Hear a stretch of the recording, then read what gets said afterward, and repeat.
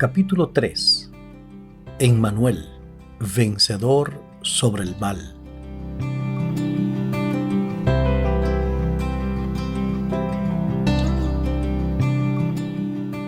En este mundo afrontarán aflicciones, pero anímense, yo he vencido al mundo. Evangelio de Juan, capítulo 16, versículo 33. Jesús fue un maestro de lecciones prácticas que nos pueden servir para tener vidas plenas en esta tierra mientras esperamos la tierra nueva. El Sermón de la Montaña, en Mateo capítulos 5 al 7, es un ejemplo de estas enseñanzas. Al conocerlas, nos damos cuenta de que son válidas para nosotros hoy y que haríamos bien en prestarles atención. De hecho, muchos practican las enseñanzas de Jesús sin saberlo. Una de estas enseñanzas es la famosa regla de oro. Así que en todo traten ustedes a los demás tal y como quieren que ellos los traten a ustedes. Mateo capítulo 7, versículo 12.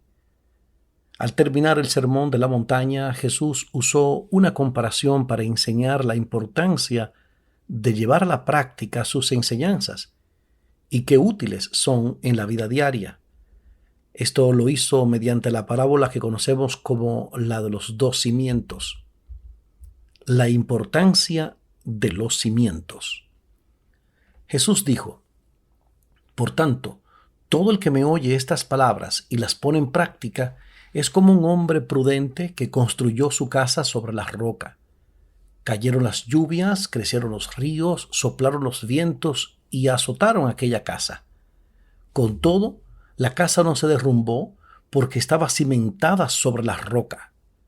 Pero todo el que me oye estas palabras y no las pone en práctica es como un hombre insensato que construyó su casa sobre la arena. Cayeron las lluvias, crecieron los ríos, soplaron los vientos y azotaron aquella casa. Esta se derrumbó y grande fue su ruina. Mateo capítulo 7, versículos 24 al 28. Te invito a que nos detengamos un momento para analizar algunos aspectos que sobresalen en esta comparación que hace Jesús y ver qué lecciones prácticas podemos aprender de esta parábola. Me llama la atención que a ambas clases de personas les sobrevienen exactamente los mismos problemas, e incluso en el mismo orden. Cayó lluvia, vinieron torrentes, soplaron vientos. Pero el resultado es muy distinto. Los primeros se mantienen mientras los segundos se arruinan. Esto nos lleva a entender que el sufrimiento no hace distinción de personas. Unos y otros sufren, pero que el dolor no tiene por qué arruinarnos. Jesús no dijo que sus seguidores entrarían en una burbuja protegidos de todo. Al contrario, avisó de que en este mundo encontraríamos aflicciones, pero que debíamos estar animados porque Él venció al mundo. Juan 16:33. Además, prometió que mientras permanezcamos fieles a su palabra, convertiría en bendición todo aquello que Satanás nos causara. Romanos capítulo 8, versículo 28. Las enseñanzas de Jesús. Entre sus muchas lecciones, Jesús no pasó por alto temas con los que la mayoría de la gente se puede identificar: la actitud en el trabajo, la importancia de la planificación familiar, cómo debemos tratar a los demás, el divorcio, la importancia de la lectura y, por supuesto, la necesidad de salvación de cada ser humano. Podría ser interesante señalar una de las enseñanzas principales de Jesús, aquella en la que se refirió a las prioridades y que explicó con las riquezas. Nadie puede servir a dos señores, pues menospreciará a uno y amará al otro, o querrá mucho a uno y despreciará al otro. No se puede servir a la vez a Dios y a las riquezas. Mateo capítulo 6, versículo 24. Más adelante dijo cuán difícil es entrar en el reino de Dios a los que confían en las riquezas. Marcos 10:24. Jesús no está promoviendo la escasez y la pobreza, no está diciendo que las riquezas son malas, sino que el peligro está en que lleguemos a confiar en ellas y vivir solo para acumularlas, servir a las riquezas. Estas palabras cobran mucho sentido estos días, pues la mayoría vemos cómo de repente nuestros ingresos económicos han disminuido de manera drástica. Es necesario destacar que Jesús usa las riquezas para referirse a todo aquello a lo que podemos dedicar nuestros mejores esfuerzos y energías, pero que no tiene un valor eterno. Todos en algún momento, sin importar nuestra posición económica, podríamos sentirnos tentados a dedicar nuestro tiempo de calidad a cosas que no pueden dar la felicidad. En la sociedad del consumismo, algunos viven para trabajar y gastar, mientras que otros nos pasamos la vida acumulando como osos que se preparan para un invierno que nunca llega. De repente viene el coronavirus y ahora ya no hay vacaciones, los niños no pueden ir a la escuela. Las probabilidades de perder el empleo aumentan, las deudas crecen, los conflictos en la familia nos sobrepasan. Lo más importante eres tú y tu salvación. En estos momentos volvemos a pisar la tierra, a pellizcarnos, a saber que somos humanos, que todos estamos en el mismo barco, que todos somos iguales, que somos más vulnerables de lo que pensábamos, que es vano vivir solo para asegurar el bienestar en esta vida pasajera. Las cosas materiales son necesarias, pero no son lo esencial. Jesús dice que lo más importante eres tú, no lo que tienes. Sí, tú, tu salud, tu vida, tu salvación. En una ocasión Jesús preguntó a sus oyentes, ¿de qué sirve ganar el mundo entero si se pierde la vida? ¿O qué se puede dar a cambio de la vida? Mateo capítulo 16, versículo 26. Jesús se interesa por lo más importante que tienes, tu vida, que es la que Él vino a salvar. Pero no solo tu vida actual, que se acaba después de 80 o cuanto más, 90 años, sino que dijo, trabajen no por la comida que es perecedera, sino por la que permanece para vida eterna, la cual les dará el Hijo del Hombre. Sobre éste ha puesto Dios el Padre su sello de aprobación. Juan capítulo 6, versículo 27. El presidente Donald Trump llegó a declarar, habrá más suicidios por depresión que muertes por coronavirus, a menos que Estados Unidos vuelva a abrir sus negocios pronto. Esto podría demostrar la preocupación de algunos gobiernos por los daños colaterales que puede causar la pandemia. Llegado a este punto, es necesario recordar que más allá de la actual crisis, vale la pena vivir. En algún momento volveremos a la normalidad. Bueno, a una nueva normalidad, pues muchas cosas que hasta ahora eran parte de la normalidad podrían cambiar. No obstante, no debes olvidar lo más importante, lo auténtico, tu vida, tu familia, tu salud, tu salvación. La actitud de Jesús hacia las enfermedades. Como vimos en el capítulo anterior, Dios es un enemigo declarado de las pandemias. Cuando Jesús, Dios encarnado, vino a la tierra, mostró su carácter al dedicar mucho de su ministerio a sanar a la gente. En la declaración de intenciones de su misión, Jesús dejó claro su propósito. El Espíritu del Señor está sobre mí, por cuanto me ha ungido para anunciar buenas nuevas a los pobres. Me ha enviado a proclamar libertad a los cautivos y dar vista a los ciegos, a poner en libertad a los oprimidos. Lucas capítulo 4, versículo 18. El Nuevo Testamento dice que Jesús recorría todos los pueblos y aldeas, enseñando en las sinagogas, anunciando las buenas nuevas del reino y sanando toda enfermedad y toda dolencia. Mateo 9:35. Esto ha quedado registrado en todos los libros que cuentan su vida y obra. El Evangelio promueve el bienestar en todos los ámbitos de la vida. Así lo establece la Biblia. Querido hermano, oro para que te vaya bien en todos tus asuntos y goces de buena salud, así como prosperas espiritualmente. Tercera carta del apóstol Juan, versículo 2. Capítulo único, versículo 2. Jesús fue claro en identificar quién es el originador de muchas enfermedades. En respuesta a la acusación de los fariseos de desobedecer el sábado por haber sanado a una mujer encorvada, respondió: sin embargo, a esta mujer, que es hija de Abraham y a quien Satanás tenía atada durante 18 largos años, ¿no se le debía quitar esa cadena en sábado? Lucas capítulo 13, versículo 16. Muchas enfermedades tienen su origen en Satanás, así lo confirma el apóstol Pedro. Me refiero a Jesús de Nazaret, cómo lo ungió Dios con el Espíritu Santo y con poder, y cómo anduvo haciendo el bien y sanando a todos los que estaban oprimidos por el diablo, porque Dios estaba con él. Hechos, capítulo 10, versículo 38. Jesús te ofrece esperanza y paz en medio de la tormenta. Como hemos visto, Jesús no ha prometido librarnos de los problemas de este mundo, incluso Él mismo no se libró, sino que aseguró que si practicamos sus enseñanzas, podremos permanecer de pie en medio de las tormentas de la vida.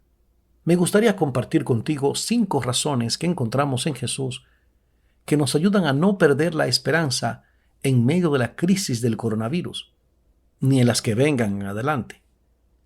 Número 1, Jesús te comprende. Jesús vino como el hijo de una familia pobre. Esto lo llevó a identificarse con los más vulnerables de la sociedad.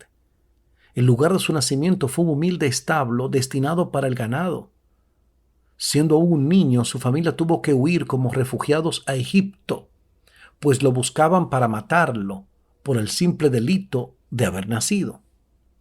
Ya adulto, las cosas se empeoraron. Durante su trayectoria tuvo que soportar la crítica y los constantes ataques de sus enemigos. Además, sufrió la incredulidad y las sospechas de aquellos a quienes vino a salvar, incluso de su propia familia. Hacia el final de sus días, sufrió la traición de Judas Iscariote, la negación de Pedro y el abandono del resto de sus discípulos. Padeció bofetadas, golpes, insultos, un juicio injusto y al final murió crucificado con una muerte extremadamente dolorosa. Sí, Jesús puede mirar a la cara al ser humano que más ha sufrido, pues Él también ha sufrido. Isaías capítulo 53 describe de manera cruda el sufrimiento que Jesús padeció. Pablo asegura: porque no tenemos un sumo sacerdote incapaz de compadecerse de nuestras debilidades y sufrimientos, sino uno que ha sido tentado, sufrido, en todo de la misma manera que nosotros, aunque sin pecado, pero ha vencido. Hebreos capítulo 4, versículo 15. Además, Jesús dijo: si el mundo los aborrece, tengan presente que antes que a ustedes me aborreció a mí. Juan capítulo 15, versículo 18. En momentos de grande dificultad como estos, Jesús se identifica con nosotros, nos compadece y puede decir lo siento, no como una mera frase de cumplimiento, sino porque en realidad lo ha sufrido igual y lo siente. Jesús prometió estar siempre con nosotros y es fiel a su palabra. Ahora más que nunca está cerca de la humanidad. Mateo capítulo 28, versículo 20. Número 2.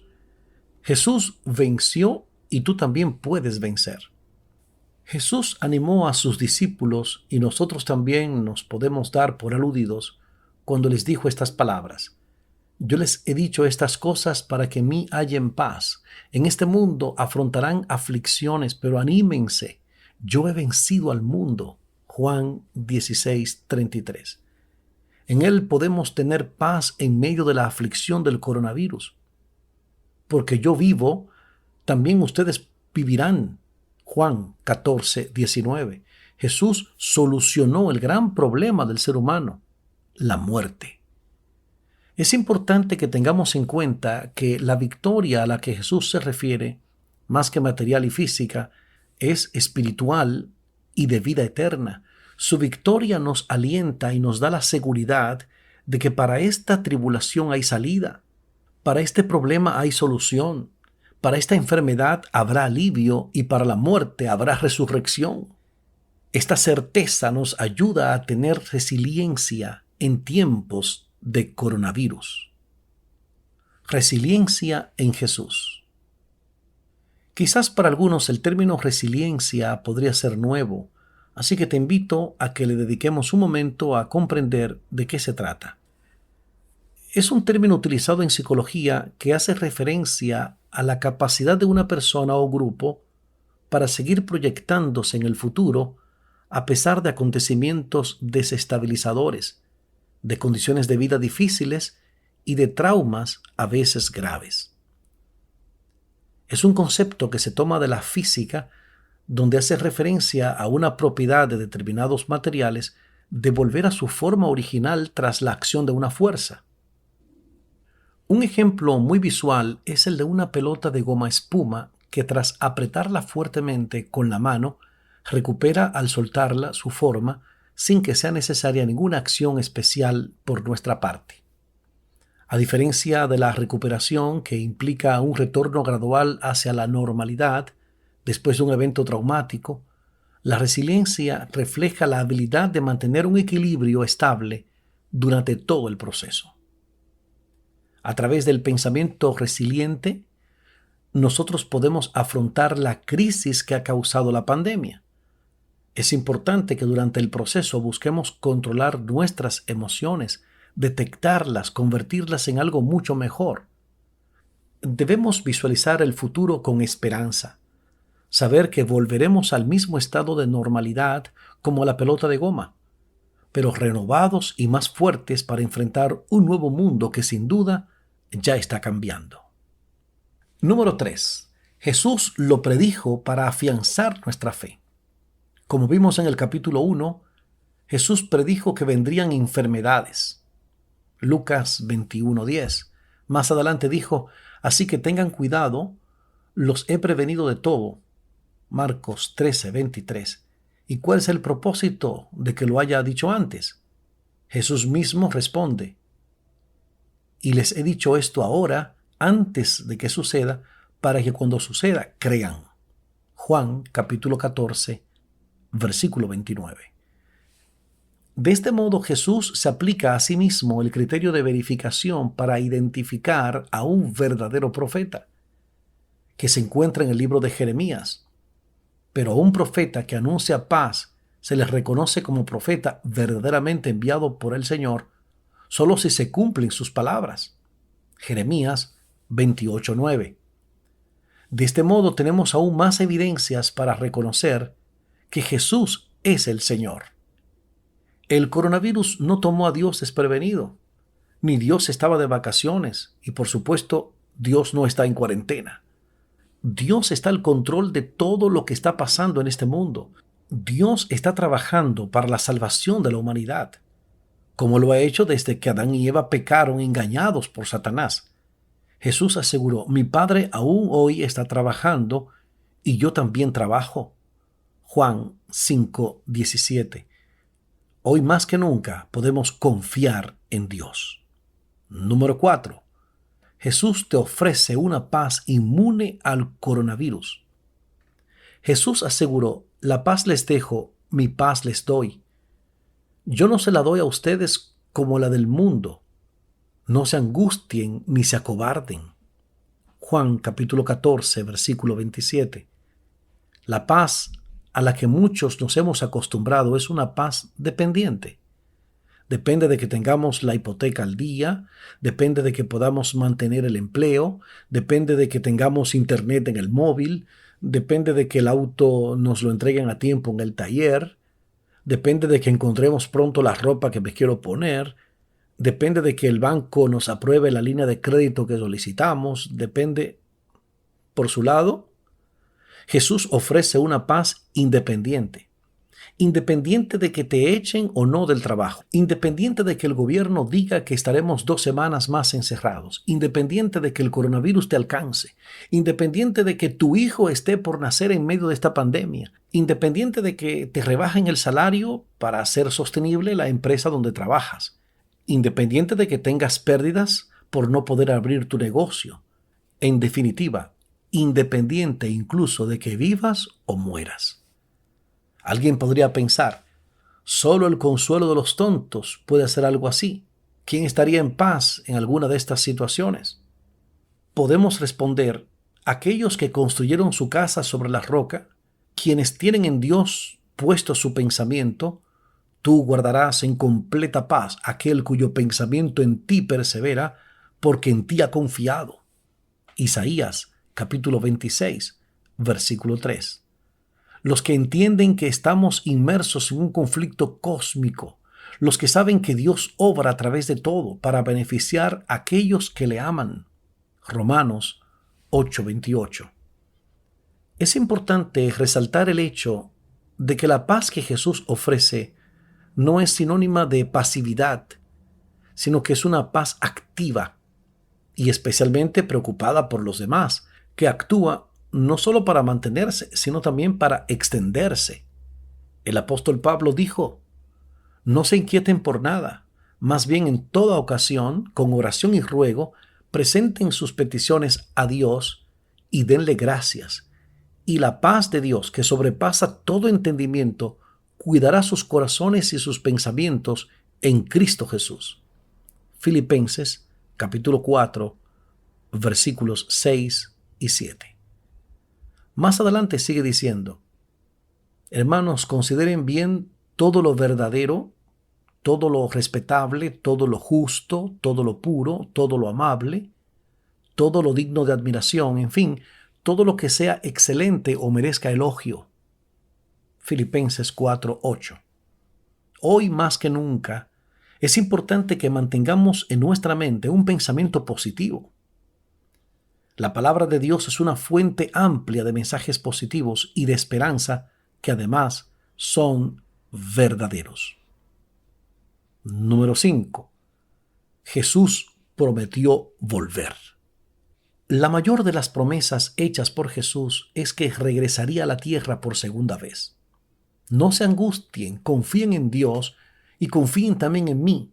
En el hogar de mi Padre hay muchas viviendas. Si no fuera así, yo se lo habría dicho a ustedes. Voy a prepararles un lugar, y si me voy y se lo preparo, vendré para llevármelos conmigo. Así ustedes estarán donde yo esté. Juan capítulo 14, versículos 1 al 3. Esta certeza nos puede ayudar a estar felices en medio del coronavirus. Veámoslo con una ilustración. Muchos deseamos que lleguen las vacaciones para descansar y desconectar del ajetreo del día a día. Imagínate que, llegado el tan anhelado día del inicio de las vacaciones, comienzas tu viaje para encontrarte con el resto de tus seres queridos y disfrutar de la grata compañía de la familia extendida. El trayecto tiene curvas y colinas, pero mientras vas por la autopista, el pavimento hace que el camino sea agradable. Al acercarte a tu destino, abandonas la autopista y entras en una carretera secundaria. Este camino está repleto de baches, llenos de agua, lodo, rocas, pero tu ánimo y alegría no disminuyen por este hecho, sino que aumentan. Y no es que te alegres por los baches del camino, sino porque sabes que estás acercándote a tu tan anhelado destino.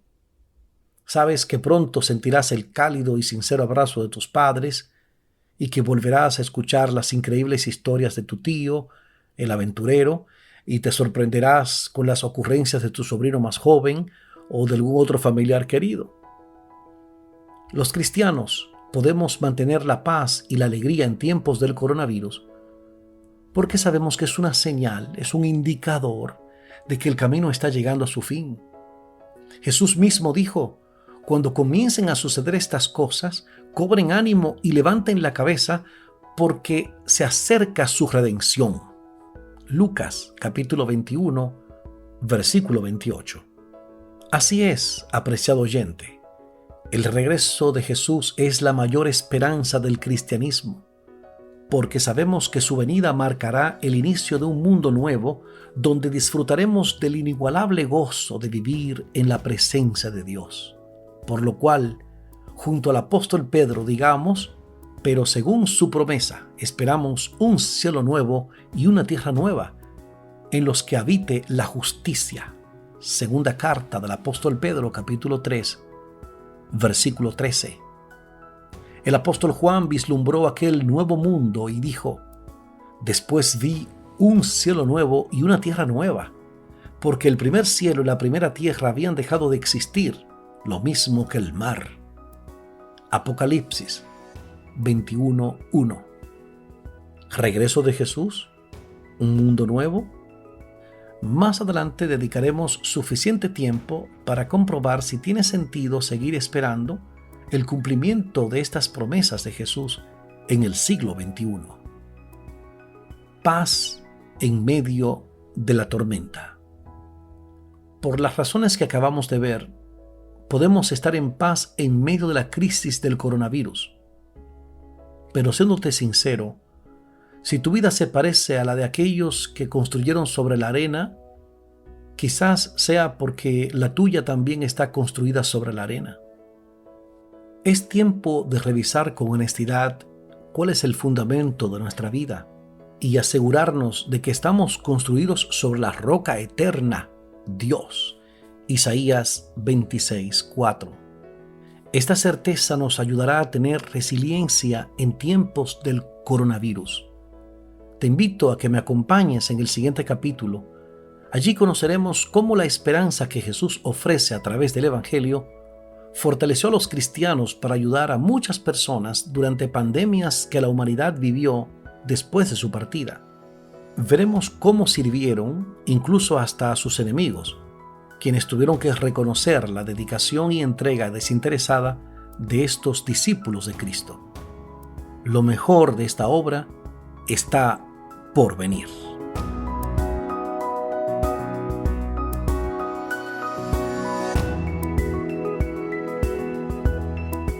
Esta es la edición en audio del libro Sin Escape, El Coronavirus y la Biblia, escrito por Luis Rafael Fajardo, narrado por Omar Medina.